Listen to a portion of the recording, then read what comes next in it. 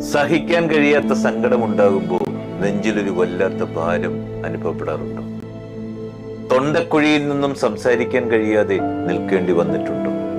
മരിച്ചു പോയെങ്കിലെന്ന് ആശിച്ചിട്ടുണ്ടോ? ബന്ധത്തിന്റെ തുടക്കത്തിൽ പെരും സ്നേഹത്താൽ പൊതിയുകയും പിന്നീട് കാരണമേതുമില്ലാതെ അകൽച്ച പാലിച്ചും ബഹുമാനക്കേട് കാണിച്ചും ചിന്താക്കുഴപ്പം ഉളവാക്കുകയും ചെയ്യുന്നവരെ പരിചയമുണ്ടോ? ആരുടെ മുമ്പിലും നമ്മുടെ സന്തോഷങ്ങളെ പണയം വെക്കാതിരിക്കുക.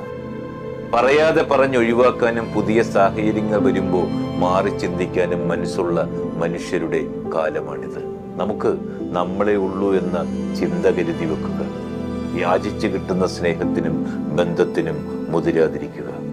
അജ്ഞാതമായ ഇടങ്ങളിലേക്കുള്ള അതിസാഹസികമായ ഒരു യാത്രയാണെന്ന് ജീവിതം. വഴി തെളിക്കുന്നവരെക്കാൾ വഴി മുടക്കുന്നവരാകും ജീവിതത്തിൽ കണ്ടുമുട്ടുന്നതിൽ ഏറെയും.